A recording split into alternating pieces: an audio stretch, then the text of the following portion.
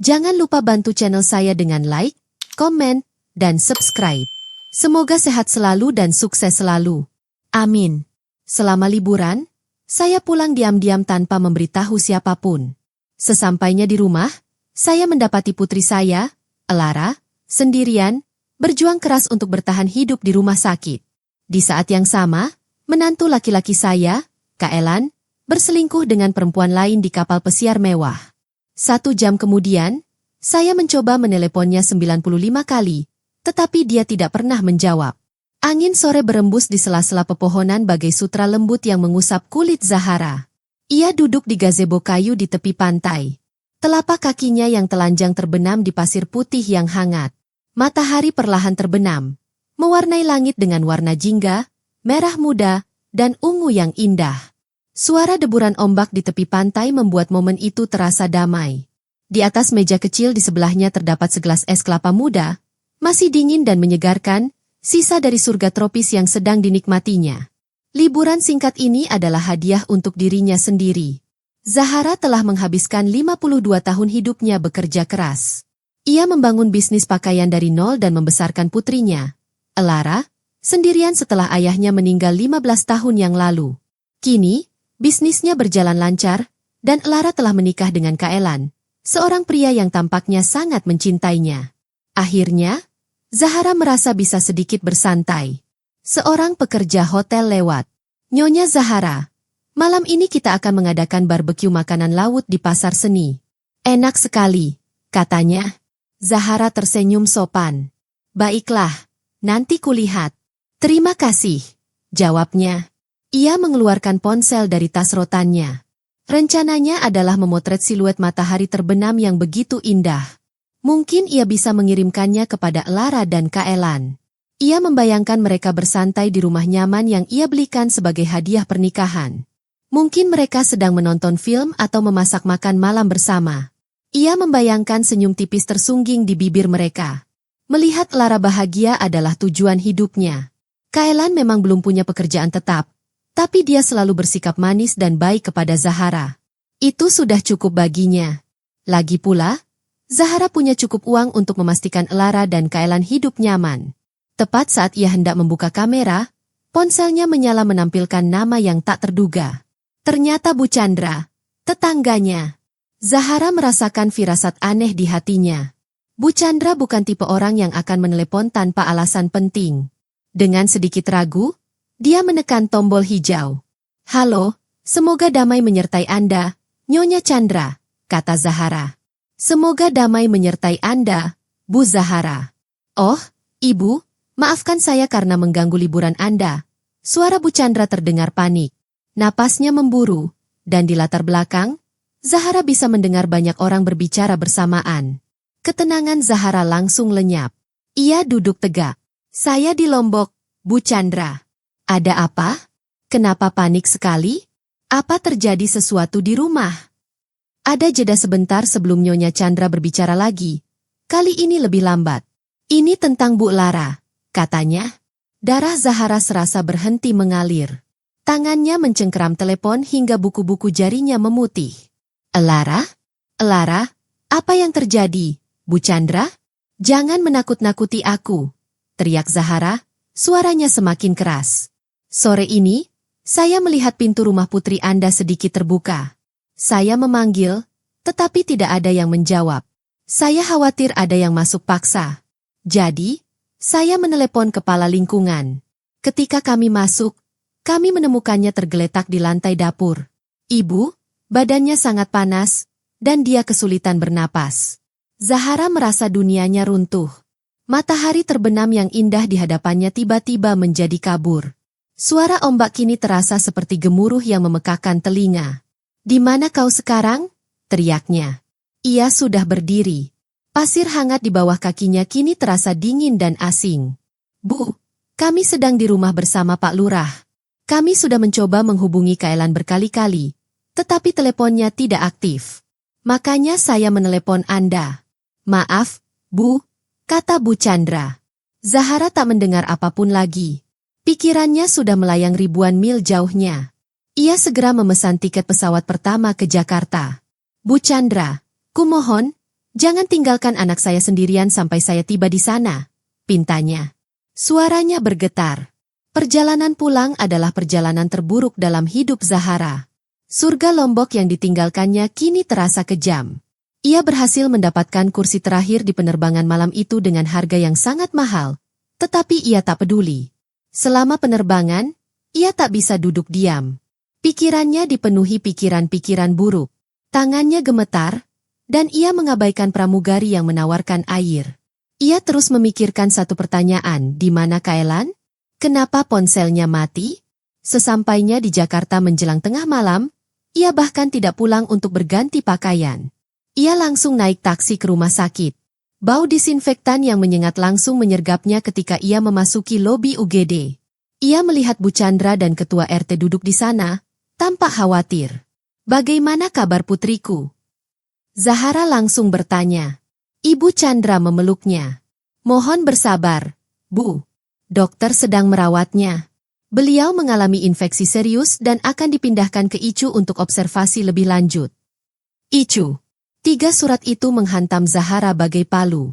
Kakinya terasa lemas. Pak Lurah membantunya duduk. Ia menandatangani beberapa dokumen dengan tangan gemetar. Kemudian seorang perawat mengizinkannya menemui Elara sebentar. Zahara harus mengenakan pakaian steril. Melalui kaca tebal, ia melihat putrinya, Elara yang ceria dan bahagia, kini pucat dan lemah di ranjang rumah sakit. Wajahnya bengkak, bibirnya kering dan pecah-pecah. Selang-selang keluar masuk tubuhnya. Mesin-mesin berbunyi bip dan berkedip. Garis hijau di monitor bergerak naik turun dengan lemah. Zahara menekan tangannya ke kaca yang dingin, mencoba mengirimkan kekuatan untuk anaknya. Air mata akhirnya jatuh di pipinya. Putrinya berjuang untuk hidupnya sendirian. Di mana Kaelan? Di mana suami yang seharusnya merawatnya? Kemarahan perlahan menggantikan kesedihan di hati Zahara. Ini bukan sekadar kecerobohan. Ini adalah kelalaian. Ia meninggalkan ruang tunggu ICU dan mencoba menelepon Kaelan lagi. Tidak ada jawaban. Masih tidak aktif. Ia mencoba menghubungi kantornya. Tidak ada yang tahu. Dalam keputusasaan, ia melakukan sesuatu yang jarang dilakukannya. Ia membuka media sosial. Akun Instagram Kaelan kosong. Lalu ia teringat foto lama di mana pria itu menandai perempuan lain. Ia tidak pernah menyukainya. Ia mencari namanya. Akun pria itu pun tidak terkunci. Di sana, di bagian atas, ada unggahan baru 3 jam yang lalu. Dunianya hancur lagi. Itu adalah swafoto. Kaelan tersenyum lebar dan memeluk pinggang wanita itu. Lautan biru dan dek kapal pesiar mewah tampak di latar belakang. Ia mengenakan pakaian pantai yang mahal. Mereka berdua memegang gelas sampanye. Judulnya berbunyi, Menjalani Hidup Terbaik Kita. Terima kasih atas kejutan ulang tahunnya, sayang. Elara dan ulang tahun pernikahan Kaelan tinggal 3 bulan lagi. Zahara merasa mual. Kini ia mengerti. Inilah mengapa ponsel Kaelan mati. Ia sedang merayakan ulang tahun pernikahan palsu dengan perempuan lain di kapal pesiar, menggunakan uang pemberian Zahara untuk bisnis. Amarah Zahara meledak bagai gunung berapi. Seorang ibu yang nyawa anaknya terancam, sementara pria yang berjanji melindunginya justru mengkhianatinya dengan cara yang paling keji. Tanpa pikir panjang, ia membuka aplikasi perbankannya. Tangannya kini terasa mantap, dipenuhi amarah yang membara dan dingin. Ia pergi ke bagian kartu Kaelan, yang terhubung dengan rekening utamanya. Ia melihat tombol merah besar bertuliskan, blokir permanen. Ia kembali menatap foto itu. Kaelan tersenyum, sampanye, dan lautan biru. Ia membayangkan putrinya yang pucat dan lemah di ICU. Dengan sekali tekan ibu jarinya, ia memblokir kartu tersebut. Sebuah notifikasi muncul, kartu kredit Kaelan Pratama diblokir permanen. Zahara memejamkan mata. Kepuasan kecil yang pahit memenuhi hatinya. Nikmati pestanya. Bajingan, pikirnya. Ia kembali duduk di kursi ruang tunggu yang dingin. 1 menit, 2 menit, 5 menit. Koridor rumah sakit sepi. Lalu ponselnya bergetar. Kaelan menelepon. Ia mengabaikannya. Ponselnya terus bergetar. Pesan-pesan singkat terus berdatangan. Dalam waktu kurang dari 1 jam, ponselnya penuh. 95 panggilan, Semuanya diabaikan. Zahara tersenyum dingin. Badai akan segera dimulai, dan kali ini, ia akan mengendalikannya. Telepon terus berdering bagai sengatan listrik. Setiap kali nama Kaelan muncul, tatapannya menusuk dengan arogansi, menuntut perhatian. Koridor rumah sakit yang sunyi menyaksikan kemarahannya. Akhirnya, pada panggilan ke-101, Zahara menarik napas dalam-dalam. Aroma antiseptik menjernihkan pikirannya. Ia berjalan beberapa langkah menjauh dari jendela icu yang menghadap gemerlap lampu kota Jakarta. Bahkan sedikit jarak dari pintu memberinya kekuatan. Ia menekan tombol hijau. Suara Kaelan terdengar, tidak khawatir, melainkan frustrasi. Musik dan tawa terdengar di latar belakang. Halo, Mama. Akhirnya Mama angkat. Kenapa kartu kreditku diblokir? Aku mau bayar makan malam. Malu banget, tahu? Zahara memejamkan mata dan menggenggam ponselnya erat-erat. Ia membukanya perlahan, menatap bayangannya yang lelah di jendela. Suaranya tenang, hampir seperti bisikan, lebih berat daripada jeritan. Apakah itu lebih penting daripada nyawa istrimu? Kaelan terdengar bingung. Maksud Mama apa? Lara, ada apa? Zahara tertawa pelan, tawa yang kering dan tanpa humor. Kau bahkan tidak tahu istrimu sudah terbaring kritis di ICU selama 8 jam. Keheningan total pun terjadi. Kali ini, keheningan yang sesungguhnya. Zahara bisa membayangkan topeng ceria Kaelan retak. ICU, Mama, jangan bercanda. Mungkin. Pagi ini, Ani masih mengirimiku pesan. Dia baik-baik saja, tapi suaranya terdengar panik. Dunia terasa seperti bisa berubah hanya dalam beberapa jam. Kaelan membalas Zahara. Setiap kata yang diucapkannya terdengar dingin. Tetangga saya menemukannya tergeletak di lantai dapur, tak sadarkan diri. Sore ini, dokter mengatakan Ani mengalami sepsis. Infeksi telah menyebar ke seluruh tubuhnya. Kondisinya sangat serius. Para dokter sedang melakukan segala yang mereka bisa. Dan apa yang sedang dilakukan Kaelan? Menikmati sampahnya di tengah laut. Tunggu sebentar. Suara Kaelan terdengar tergesa-gesa. Ini tidak seperti yang ibu bayangkan. Saya sedang dalam perjalanan bisnis penting, katanya. Maha harus bertemu klien besar. Saya sengaja naik kapal pesiar agar suasananya lebih santai. Kesepakatannya akan lebih mudah. Bohong. Kata-kata itu begitu mudah terlontar dari mulutnya. Zahara merasa mual. Perjalanan bisnis? Ulang Zahara. Suaranya penuh sarkasme. Perjalanan bisnis yang kamu pamerkan di Instagram sebagai kejutan ulang tahun pernikahan. Kaelan menelan ludah. Bu, Instagram itu cuma buat publisitas. Biar klien tahu kita asli. Ibu ngerti dunia bisnis, kan? Sekarang gimana? Oh, begitu, desis Zahara.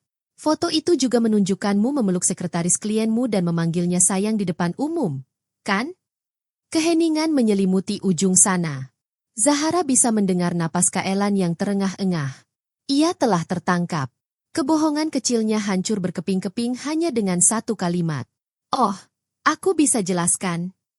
Kaelan akhirnya berkata. Suaranya berubah total. Tak ada lagi kesombongan.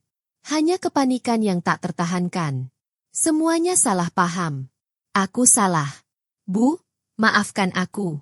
Tapi sekarang bukan saatnya membicarakan itu. Bagaimana kabar Ani? Maha, tolong beritahu aku kondisinya. Aku harus pulang sekarang. Oh, sekarang kamu mau pulang? Zahara mencibir. Kok bisa? Kamu bahkan gak bisa bayar makan malam. Kamu pikir tiket pesawatnya gratis? Kumohon, Bu, pinta Kaelan. Aktifkan saja kartunya. Kartunya cuma buat beli tiket pulang. Aku janji kalau sampai Jakarta, aku langsung ke rumah sakit. Aku akan berlutut di kaki ibu. Bu, aku janji akan memperbaiki semua kesalahanku. Zahara tertawa lagi. Kali ini lebih keras. Orang-orang di koridor menoleh. Janjimu tak ada gunanya, Kaelan. Sama sepertimu. Mulai sekarang, aku tak akan memberimu 1 rupiah pun. Uangku, rumahku, mobil yang kau pakai, semuanya akan berhenti mulai saat ini. Aku tak peduli apa yang kau katakan. Bu, Ibu tidak boleh begitu, teriak Kaelan. Panik berubah menjadi amarah. Aku suami siapapun. Aku punya hak. Suara Zahara meninggi. Ketenangannya lenyap. Hak apa? Apa yang kau bicarakan? Hak untuk meninggalkan istri yang sakit? Menghabiskan uang keluarga untuk bersenang-senang dengan perempuan yang bukan istrimu? Kau tidak punya hak. Satu-satunya yang kau miliki saat ini adalah rasa malu. Kau bisa membayar tagihanmu di depan selingkuhanmu. Bu, tolong dengarkan, teriak Kaelan. Zahara memotongnya. Suaranya dingin dan tajam seperti es. Putriku sedang berjuang untuk hidupnya saat ini. Aku akan menggunakan setiap detik, setiap sen, setiap energiku untuk menjaganya tetap aman. Aku tidak punya waktu untuk parasit sepertimu. Ia berhenti sejenak, menarik napas dalam-dalam untuk menenangkan jantungnya yang berdebar kencang. Cari jalan pulang sendiri. Meminta atau meminjam, aku tak peduli. Tapi jangan hubungi aku lagi. Jangan coba menghubungi siapapun. Kalau kau masih punya harga diri, jangan pernah tunjukkan wajahmu di depanku atau putriku lagi. Kau sudah mati bagi kami. Tanpa menunggu jawaban, Zahara menekan tombol merah di ponselnya. Panggilan berakhir. Keheningan setelahnya terasa begitu berat. Lampu-lampu kota berkilauan di balik jendela, seolah mengejeknya. Dunia terus berputar, tak peduli pada hatinya yang hancur. Ia menyandarkan dahinya ke kaca yang dingin. Napasnya mengembun di jendela. Ia merasa lelah. Tulang-tulangnya terasa seperti patah. Namun, di balik rasa lelah itu, sebuah perasaan baru yang kuat muncul di dadanya. Ia baru saja menyatakan perang. Ia baru saja menyingkirkan racun dari kehidupan putrinya. Zahara berbalik kembali ke kamar Ichu.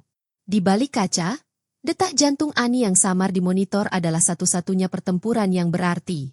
Pertarungan melawan Kaelan telah usai. Kini pertempuran sesungguhnya, menyelamatkan Ani, baru saja dimulai.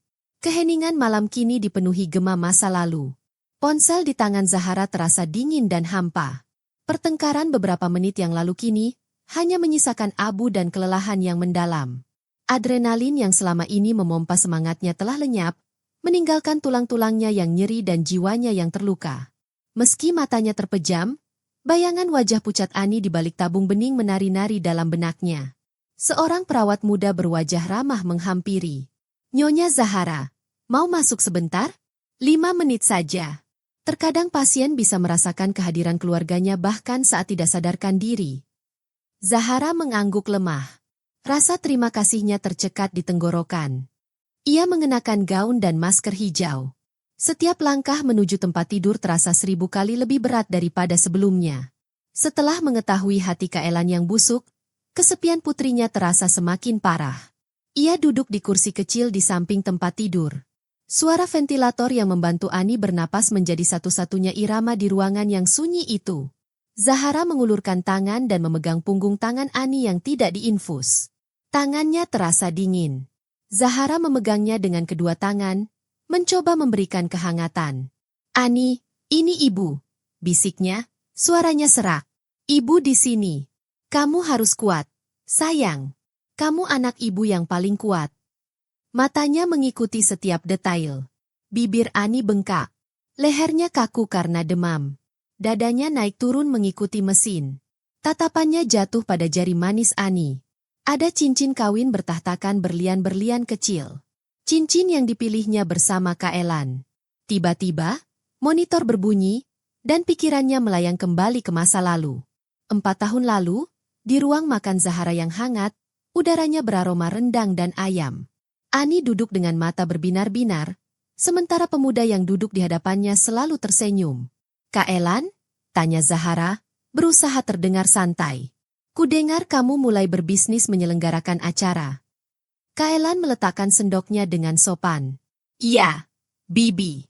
Kecil sih, tapi nanti akan tumbuh. Aku yakin kebahagiaan orang-orang akan selalu dibutuhkan. Kata-katanya terdengar sempurna, mungkin terlalu sempurna. Zahara, yang telah bertahun-tahun berkecimpung di dunia bisnis, dapat mencium aroma kalimat-kalimat yang dihafalnya. Namun, ketika ia menatap wajah bahagia putrinya, ia menepis keraguannya. Mungkin dia terlalu curiga. Mungkin seorang ibu memang tak bisa berhenti mengkhawatirkan putri tunggalnya. Setahun kemudian, di sebuah restoran mewah, Kaelan melamar Ani sambil diiringi musisi jalanan yang memainkan lagu favoritnya dan sebuah kue bertuliskan, "Will you marry me?" Ani pun menangis dan mengiyakan. Mereka merencanakan masa depan bersama. "Aku ingin memberikan kehidupan terbaik untuk Ani," kata Kaelan. Ia menggenggam tangannya erat-erat. "Rencanaku sudah siap. Tapi aku butuh uang untuk memulai. Aku janji ini hanya untuk membahagiakan putrimu. Setelah bisnis ini berkembang, aku akan mengembalikan semuanya dan memberimu kehidupan bak ratu." Kata-katanya dipilih dengan cermat. Dia tidak meminta uang, dia menyebutnya dukungan. Dia tidak meminta rumah, dia menyebutnya investasi untuk kebahagiaan. Zahara tahu trik kata-kata. Ia mendengarnya dari dunia bisnis. Tetapi mendengarnya dari calon menantunya terasa berbeda. Hatinya berbisik, bagaimana jika ini berhasil? Bagaimana jika hanya ini yang kurang untuk membahagiakan putrinya? Hati seorang ibu telah menang. Ia membiayai pernikahan mereka, memberi mereka rumah, mobil mewah, dan bahkan kartu kredit yang terhubung ke rekeningnya. Sebuah kartu untuk kebutuhan mendesak dan modal usaha. Kini, kartu itu terasa seperti kutukan. Bu Zahara, waktunya habis." Suara lembut perawat itu menyadarkan Zahara. Air mata mengalir di pipinya. Ia menyadari telah tertipu oleh kebohongan Kaelan. Ia telah memberikan segalanya kepada pria itu, dan pria itu hampir menghancurkan putrinya. Rasa bersalah itu bagaikan asam yang membakar dirinya. "Ini salahku," bisiknya. "Aku menyerahkan dombaku pada serigala." Perawat membantu Zahara melepaskan tangan Ani. Ia membungkuk dan berbisik di telinga putrinya. "Maafkan aku, Nak. Ini bukan salahmu. Ibu berjanji akan memperbaiki semuanya." Ia mencium kening Ani yang hangat karena demam. Zahara melangkah keluar ruangan. Koridor rumah sakit yang dingin kini terasa tak seseram dulu. Rasa sesal tak mampu menghentikannya. Tinggalkan hati di komentar di bawah jika Anda menikmati bagian cerita ini dan ingin mendukung saya. Penyesalan itu telah berubah menjadi bahan bakar. Bahan bakar untuk kemarahannya, kekuatannya, dan perjuangannya untuk menyelamatkan Ani. Ia duduk kembali. Kursi di depannya tak lagi tampak seperti kursi untuk seorang ibu yang sedih dan menangis. Kini, terasa seperti kursi seorang pejuang. Seorang pejuang yang akhirnya menyadari di mana letak pertempuran sesungguhnya. Musuhnya bukan sekadar penyakit dalam tubuh, melainkan juga bayang-bayang kesalahannya sendiri. Dan ia berjanji pada dirinya sendiri bahwa ia akan memenangkan kedua pertarungan itu. Sementara itu, bagian selanjutnya dari cerita dimulai.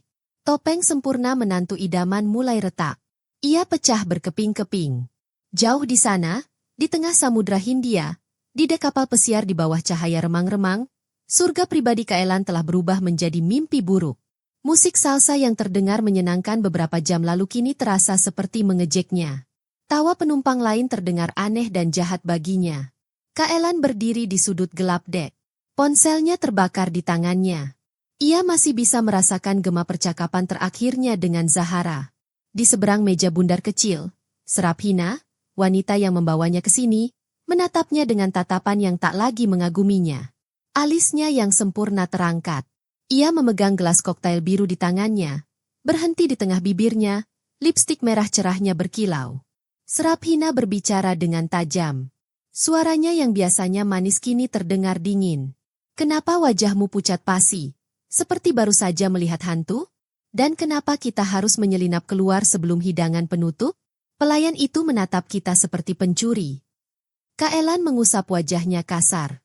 Keringat dingin mengucur di dahinya, meskipun angin laut bertiup kencang. "Ada masalah keluarga, atau masalah teknis dengan kartu saya?" katanya. Serapina tertawa, tapi tawanya tidak enak didengar. Tawanya tajam dan mengejek. "Masalah teknis? Atau keseimbangan teknis?" Ia mendekatkan diri. "Aku melihatnya sendiri. Tulisanmu ditolak. Jangan coba-coba membodohiku, Kaelan." Kaelan menatapnya putus asa. "Serapina, kumohon. Ini hanya kesalahpahaman. Ayah mertuaku agak kuno. Dia panik karena aku tidak memberitahunya tentang perjalanan ini. Aku bisa mengatasinya." "Menanganinya?" Tanya Srapina sambil menyilangkan tangan. Bagaimana kau bisa menanganinya? Kau datang ke sini mengaku sebagai pengusaha sukses. Kau bilang perjalanan ini hadiah untuk merayakan proyek besarmu yang berhasil. Tapi dari yang kudengar di teleponmu tadi, kau hanya parasit yang hidup dari uang mertuamu. Kata parasit menghantam Kaelan dengan keras. Wajah tampannya memerah karena marah dan malu. Jaga mulutmu, teriaknya. Srapina tertawa lagi, mengejeknya. Ia berdiri. Gaun malamnya berkilauan di bawah lampu. Dengar, Kaelan. Aku tak punya waktu untuk drama keluarga yang menyedihkan. Kukira kau tiketku menuju kehidupan yang lebih baik. Tapi ternyata kau penipu. Tiketmu dibayar oleh ibumu. Dia membanting gelasnya ke meja. Tagihan makan malam tadi malam, kabin kita, belanja di butik kapal, semua itu bukan urusanku. Jangan harap aku mau mengeluarkan uang sepeser pun untuk menyelamatkan seorang pecundang. Setelah itu, Srapina pergi, pinggulnya bergoyang bangga. Ia meninggalkannya sendirian di dek, terhina dan tanpa uang. Topengnya sebagai pria kaya dan sukses telah terbongkar, bukan hanya di depan mertuanya, tetapi juga di depan wanita yang ingin ia kagumi. Kepanikan mulai mencengkeramnya. Ia terjebak. Jauh di sana, ribuan kilometer jauhnya, di lorong-lorong rumah sakit yang dingin, Zahara menemukan fokus baru. Kesedihan dan penyesalannya masih ada, tetapi kini telah berubah menjadi tujuan yang jelas. Ia tak bisa hanya berdiam diri dan menangis. Ia harus bertindak. Ia harus melindungi apa yang tersisa. Semua masa depan dan harta benda yang telah ia bangun dengan kerja keras. Malam berganti pagi. Zahara sama sekali tidak tidur. Ia hanya bertahan hidup dengan kopi hitam pekat dari kafe rumah sakit. Ia memeriksa setiap pasien, memastikan tidak ada yang salah. Kemudian ia duduk di sudut ruang tunggu dan membuka laptopnya. Jari-jarinya bergerak cepat di atas keyboard, lebih cepat daripada mengetik selama bertahun-tahun. Ia memeriksa semua laporan bank dan tagihan kartu kredit dari tahun lalu. Ia melihat hal-hal yang seharusnya ia perhatikan sebelumnya. Transfer dalam jumlah besar masuk ke rekening yang tidak dikenalnya. Tagihan toko perhiasan muncul tepat di saat Kaelan seharusnya bertemu klien. Ia sedang membayar sewa apartemen di Jakarta Selatan, meskipun mereka sudah memiliki rumah sebagai hadiah. Setiap transaksi adalah pengkhianatan.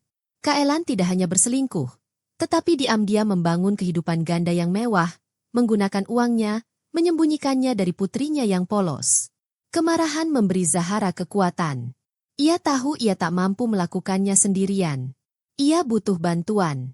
Ia menelepon seorang teman lama, Casper. Ia adalah mantan polisi yang kini memimpin sebuah agen investigasi swasta. Ia orang yang jujur, efisien, dan dapat dipercaya. Telepon berdering 2 kali. Sebuah suara berat dan tenang menjawab, "Halo, Riz?" "Casper, maaf membangunkanmu. Aku butuh bantuanmu," kata Zahara, suaranya serius dan datar, menyembunyikan badai di dalam dirinya. Hening sejenak. Casper bisa merasakan urgensinya. "Ada yang bisa kubantu, Riz? Ada apa?"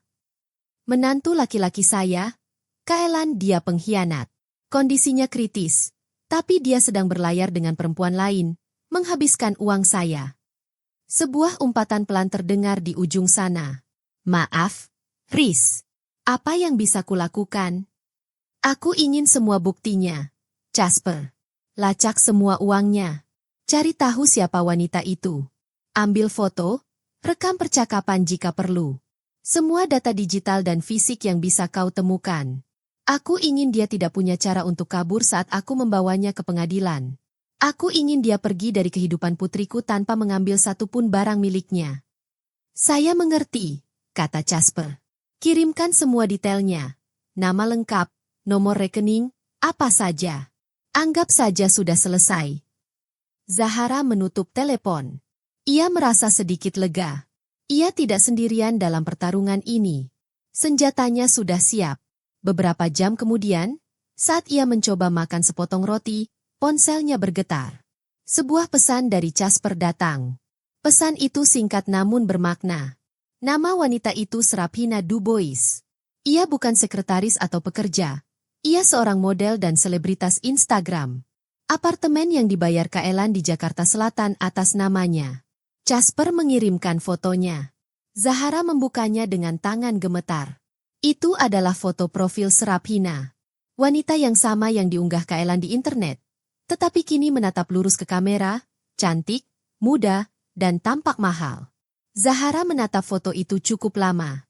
Kemudian ia mematikan ponselnya dan menatap pintu kamar putrinya, Ichu. Putrinya yang baik hati itu masih kesulitan bernapas. Topeng itu bukan hanya retak lagi. Topeng itu hancur total, memperlihatkan wajah busuk di baliknya. Dan Zahara kini memiliki semua bukti. Setiap bagian yang tajam, siap digunakan sebagai senjata. Hari itu berlalu bagai kabut. Kelelahan dan kekhawatiran memenuhi dunia Zahara. Kini yang tersisa hanyalah lorong-lorong rumah sakit, kursi-kursi dingin, dan kamar Ichu. Ia bertahan hidup hanya dengan kopi, tidur hanya sebentar. Setiap suara perawat yang berjalan di malam hari membuat jantungnya berdebar kencang. Tas pakaiannya dari Lombok tergeletak tak tersentuh di sudut. Ia mengenakan pakaian sederhana yang sama setiap hari. Setiap pagi, ia berdiri di dekat jendela, memandangi lalu lintas Jakarta yang padat, merasa terasing dari dunia normal. Ia bertemu para dokter, mendengarkan setiap kata dengan saksama, mencoba menemukan harapan dalam jargon medis mereka. Laporan Casper terus berdatangan melalui pesan teks, pengeluaran Kak Elan yang mahal, apartemen Serapina, bahkan tiket pulang Kak Elan yang dibelikan teman. Zahara membaca semuanya dengan hati dingin. Ini adalah amunisi untuk perang yang akan datang. Namun, yang terpenting adalah denyut nadi di monitor di samping tempat tidur putrinya. Pagi itu, Dr. Alistair, dokter spesialis yang merawat Lara, memanggil Zahara ke ruang konsultasi. Wajahnya yang serius kini menyunggingkan senyum tipis. Ada kabar baik, Bu Zahara? Tanyanya sambil menunjukkan hasil tes darah terbaru. Tubuh Lara merespons antibiotik dengan baik. Infeksinya telah menurun. Tanda-tanda vitalnya jauh lebih kuat daripada 2 hari yang lalu. Paru-parunya juga lebih kuat. Jantung Zahara yang berat terasa sedikit lebih ringan. Alhamdulillah, bisiknya. Apakah ini berarti Lara akan segera bangun? Dokter Alistair mengangguk. Kami akan mengurangi obat penenangnya secara perlahan. Ini tahap yang sangat penting. Ketika ia mulai sadar, otaknya akan mulai bekerja kembali. Kami harap semuanya berjalan lancar. Tapi perlu kami ingatkan, tubuhnya masih sangat lemah. Stres emosional dapat memengaruhi tekanan darah dan detak jantungnya, dan itu dapat memperlambat pemulihannya. Zahara mengangguk. Ia mengerti. Melindungi putrinya dari stres terasa hampir mustahil. Namun kini ia punya harapan. Ia kembali ke sisi Lara, merasa lebih kuat. Jika kehadirannya bisa membantu, ia akan memberikan segalanya. Ia menarik kursinya lebih dekat dan menggenggam tangan Lara. Kehangatan kecil itu memberinya kenyamanan. Ia mulai berbicara, memenuhi ruangan dengan suaranya. Ia tidak membicarakan Kak Elan, pengkhianatan, atau hal-hal buruk. Ia menceritakan kenangan indah kepada putrinya. Ingat, Lara, waktu kamu umur 7 tahun, kita pergi ke puncak. Kamu ingin menunggang kuda terbesar. Mama melarang, tapi kamu keras kepala. Kamu baru berjalan 5 meter dan mulai menangis minta turun. Tapi akhirnya kamu malah menuntun kuda itu sampai ujung jalan. Kasihan kudanya pasti lelah. Zahara tersenyum tipis. Kamu memang begitu sejak kecil, berhati lembut. Lanjutnya, ia bercerita tentang hari pertama Lara di sekolah, 2 kepang rambutnya, dan ransel yang lebih besar dari punggungnya. Tentang kue ulang tahun yang Lara coba panggang sendiri, yang akhirnya berantakan dan gosong. Setiap kisah yang diceritakan Zahara bagaikan benang emas, membawa putrinya kembali ke dunia. Nanti, kalau kamu sudah sembuh, kita akan merenovasi butik Mama di Kemang. Kamu yang akan mendesainnya. Dan kita akan membuat kafe kecil di dalamnya, seperti yang kamu inginkan. Mimpimu akan terwujud. Sambil menggenggam tangan Lara, Zahara merasakan sesuatu. Tekanan samar. Ia membeku. Benarkah itu? Ia mencondongkan tubuh lebih dekat. Lara, sayang. Bisiknya. Kau bisa mendengar Mama. Awalnya, hening. Zahara hampir menyerah. Tapi kemudian itu terjadi lagi. Sedikit tekanan, lemah namun disengaja. Mata Zahara melebar. Kelopak mata putrinya bergetar. Perlahan, sudut bibirnya bergerak. Ya Tuhan! Elara! Air mata memenuhi mata Zahara. Ia menggenggam tangannya dengan lembut. Mama di sini, sayang. Mama di sini. Jari-jarinya meremas tangan Zahara. Sebuah jawaban kecil dan tenang dari lubuk hatinya. Zahara merasakan kebahagiaan yang belum pernah ia rasakan sebelumnya. Genggaman kecil ini memberitahunya bahwa gadis kecilnya, Elara, mulai kembali padanya. Zahara segera menekan tombol panggil perawat. Tim medis bergegas masuk. Mereka melakukan beberapa tes cepat, menyorotkan cahaya kecil ke mata Elara dan memanggil namanya. Semuanya baik-baik saja. Para dokter mengangguk. Mereka telah melihat apa yang dilihat Zahara. Elara menunjukkan tanda-tanda membaik. Sebuah harapan kecil kini telah berubah menjadi harapan baru yang cerah. Setelah para perawat pergi, ruangan kembali hening. Hati Zahara terasa penuh, tetapi ia juga merasakan sesuatu yang aneh. Rasa dingin menjalar di tulang punggungnya. Ia teringat peringatan Du, lindungi Elara dari stres dan emosi yang kuat. Elara kesadarannya perlahan pulih. Ia akan segera bertanya, pertanyaan yang belum ingin dijawab Zahara. Ia akan bertanya, Mama, di mana Mas Kaelan? Di mana Papa? Zahara menggenggam tangan putrinya, merasakan kegembiraan sekaligus ketakutan. Bagaimana ia bisa mengatakan yang sebenarnya kepada Elara? Haruskah ia menceritakan tentang Kaelan yang telah berkhianat? Atau haruskah ia mengarang cerita agar Elara merasa aman dan bahagia untuk saat ini? Genggaman kecil tangan Elara telah memenangkan pertempuran melawan kematian.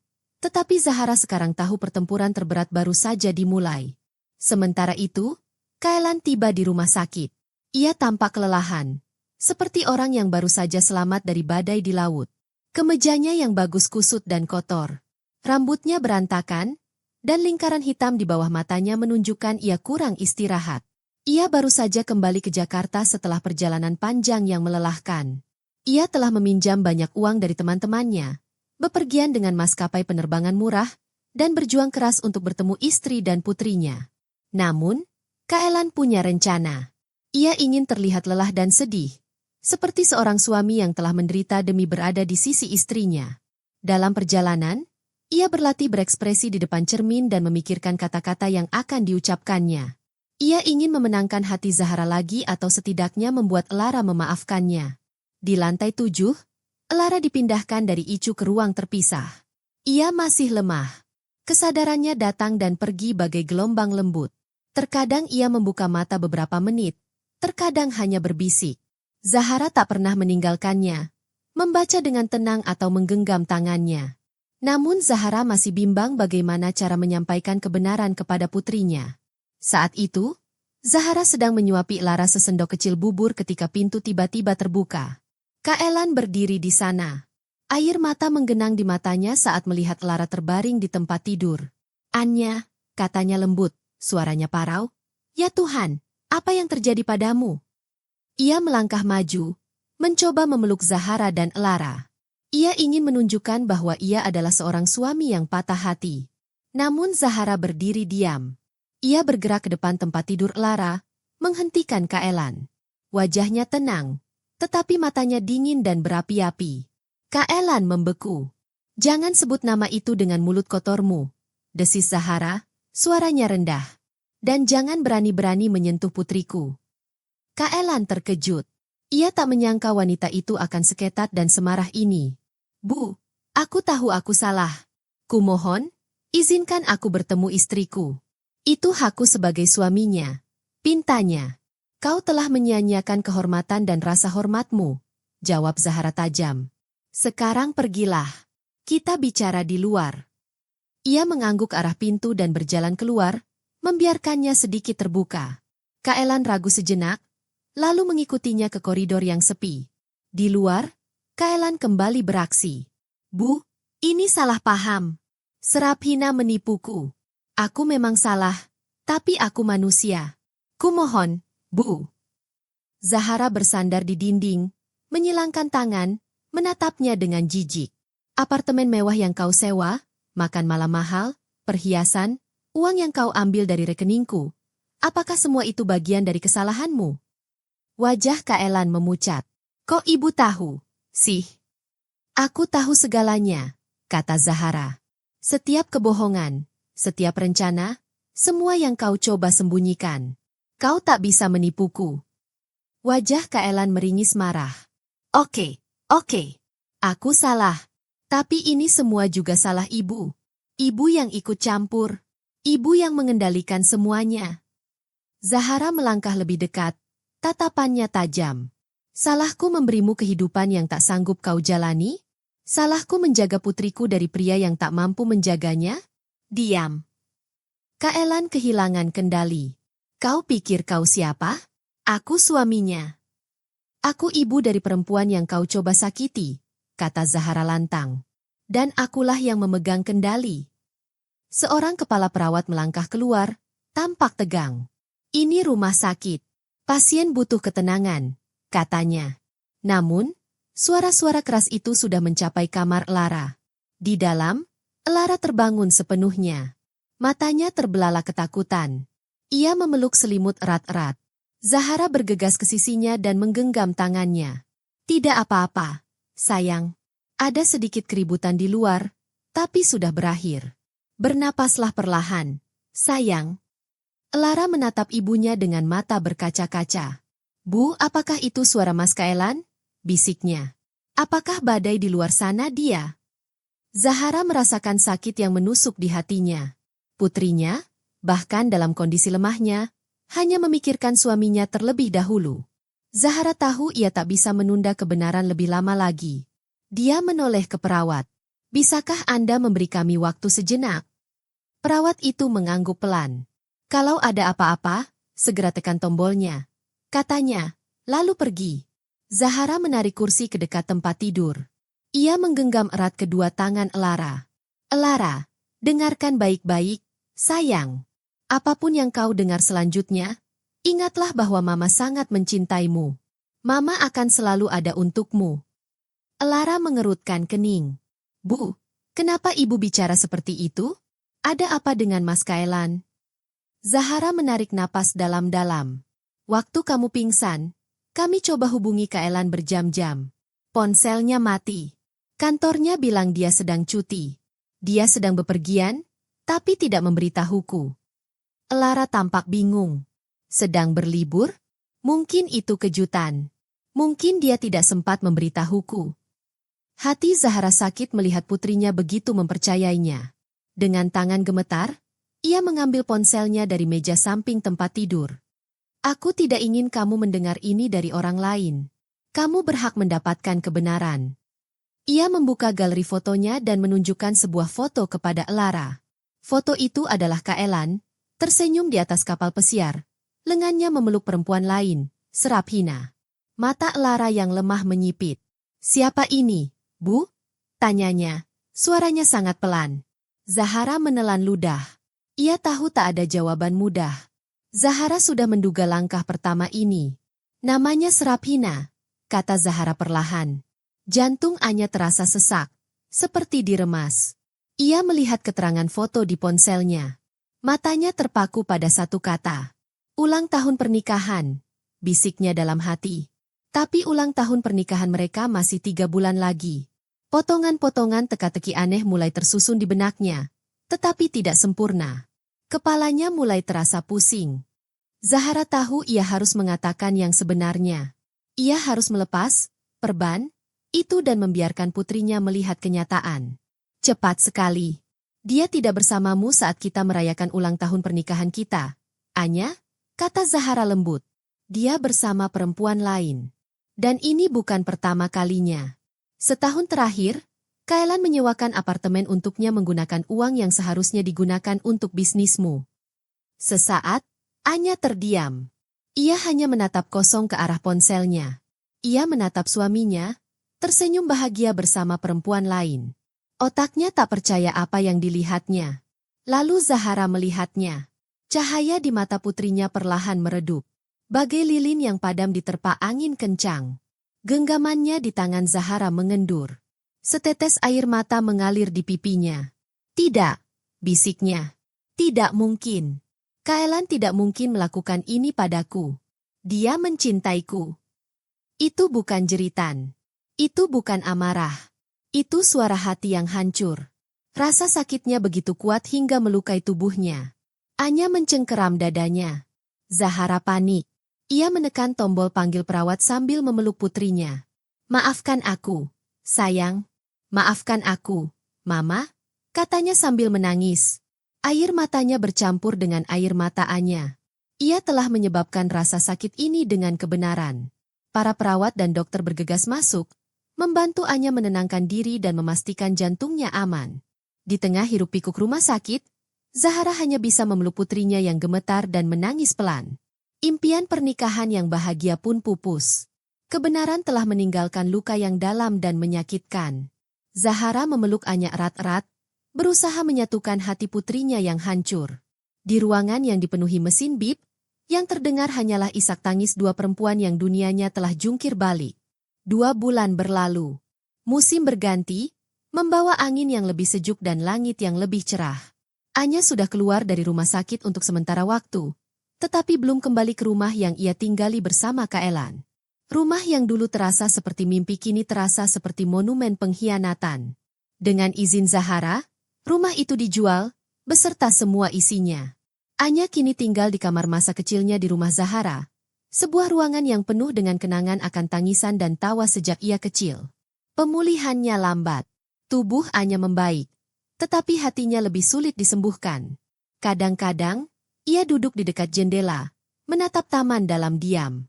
Di hari-hari lain, ia menangis tanpa alasan. Gelombang kesedihan datang tanpa peringatan. Zahara tidak pernah memaksa Anya untuk bicara. Ia hanya duduk di sampingnya, mengupas buah atau membelai rambutnya dengan lembut.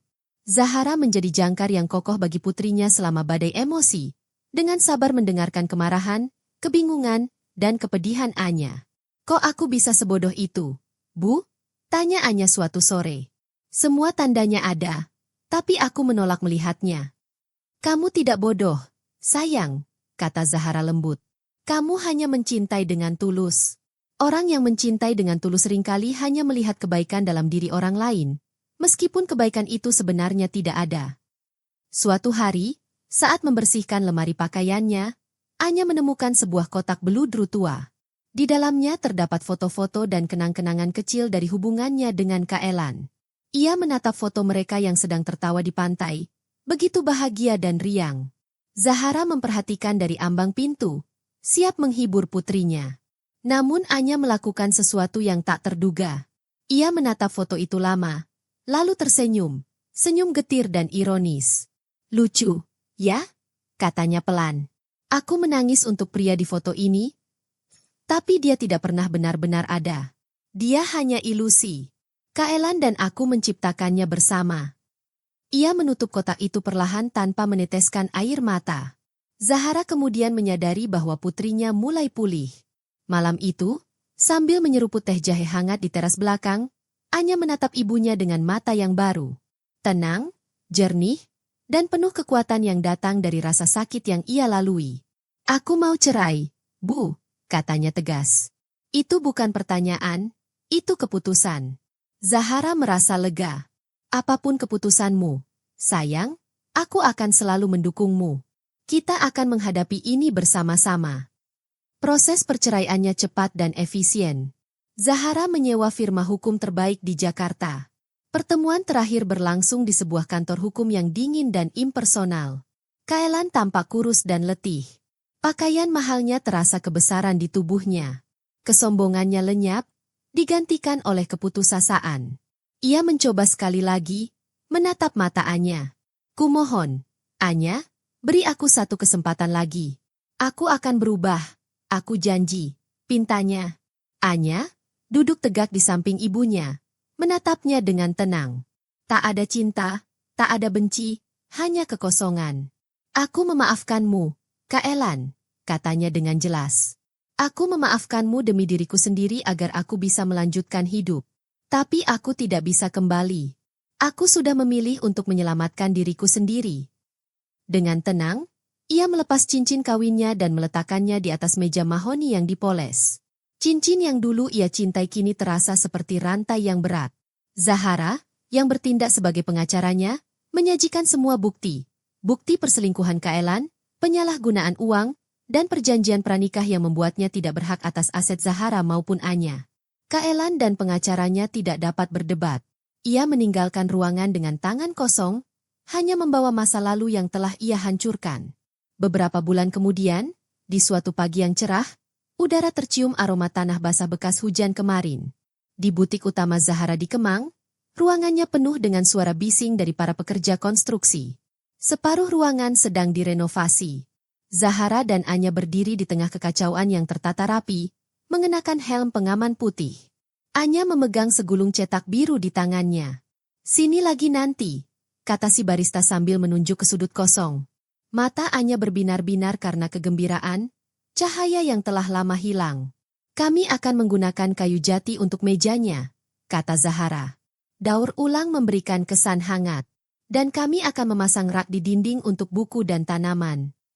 Hati Zahara menghangat melihat putrinya menemukan kembali gairahnya. Kafe ini adalah janji yang ia buat di rumah sakit. Kini terwujud berkat kerja sama tim mereka. "Desainmu luar biasa, Anya," puji Zahara. Anya menoleh ke arah ibunya dan tersenyum tulus. Senyum pertama yang benar-benar terlihat di matanya setelah sekian lama.